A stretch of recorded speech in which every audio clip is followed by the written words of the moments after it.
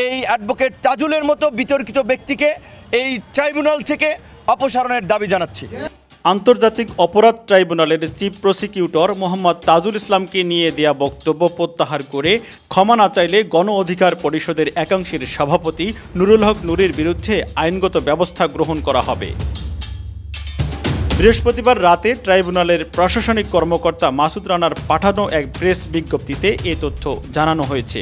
এতে বলা হয়, ওই দিন বিকেল ৫টার সময় নুরুল হক নূর ও তার একদল সহযোগী ও বহিরাগত ব্যক্তি সুপ্রিম কোর্ট প্রাঙ্গণ থেকে উস্কানিমূলক ও মানহানিকর স্লোগান দিতে দিতে মিছিল নিয়ে আন্তর্জাতিক অপরাধ ট্রাইব্যুনালের মূল প্রবেশ গেট দিয়ে জোরপূর্বক প্রবেশের চেষ্টা করেন। পরবর্তীতে ট্রাইব্যুনালের নিরাপত্তায় নিয়োজিত আইনশৃঙ্খলা বাহিনীর সদস্যদের বাধার মুখে ঢুকতে না পেরে নুরুল হক নূর দলীয় কর্মীদের নিয়ে গেটের সংবাদ সম্মেলন করেন।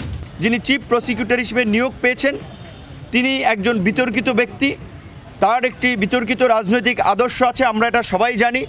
যেখানে ট্রাইব্যুনালের চিফ প্রসিকিউটর মোহাম্মদ তাজুল ইসলামের বিরুদ্ধে আওয়ামী লীগ ও জাতীয় পার্টির সঙ্গে বৈঠকের ভিত্তিহীন, বানোয়াট, অসত্য ও উস্কানিমূলক কিছু অভিযোগ গণমাধ্যমে প্রকাশ করে নুরুল হক নূর। উদ্দেশ্য প্রণোদিতভাবে তার আনিত এসব মিথ্যা অভিযোগ ইলেকট্রনিক্স ও প্রিন্ট মিডিয়া ও সামাজিক যোগাযোগ মাধ্যমে ছড়িয়ে যায়। তার এই বক্তব্যের ফলে আন্তর্জাতিক অপরাধ ট্রাইব্যুনাল এবং চিফ প্রসিকিউটর মোহাম্মদ তাজুল ইসলামের মর্যাদা ব্যাপকভাবে ক্ষুণ্ণ হয়েছে। বিজ্ঞপ্তিতে বলা হয়, নুরুল হক নূর ও তার দলীয় কর্মীদের এমন বেআইনি কার্যকলাপ সম্পূর্ণ অনাকাঙ্ক্ষিত ও ষড়যন্ত্রমূলক বলে প্রতীয়মান হচ্ছে। তার এই হঠকারী কার্যক্রমে জুলাই আগস্ট গণহত্যার ও মানবতা বিরোধী অপরাধের বিচার প্রক্রিয়া প্রভাবিত ও বাধাগ্রস্ত করার শামিল। আন্তর্জাতিক অপরাধ ট্রাইব্যুনালের চিফ প্রসিকিউটর কার্যালয়ের পক্ষ থেকে নুরুল হক নূর ও তার দলীয় কর্মীদের এই বেআইনি ও ষড়যন্ত্রমূলক কাজের তীব্র নিন্দা প্রতিবাদ জানানো হচ্ছে। ওই বিজ্ঞপ্তিতে আরও বলা হয়, জুলাই বিপ্লবের মধ্য দিয়ে অর্জিত নতুন বাংলাদেশের ২ সহস্রাধিক হত্যা ও অর্ধশত ভাই বোনের নির্যাতনের বিচার প্রক্রিয়ার জন্য পুনর্গঠিত আন্তর্জাতিক অপরাধ ট্রাইব্যুনাল ও চিফ প্রসিকিউটর সম্পর্কে ব্যক্তি স্বার্থে এমন কার্যক্রম অনভিপ্রেত ও অগ্রহণযোগ্য।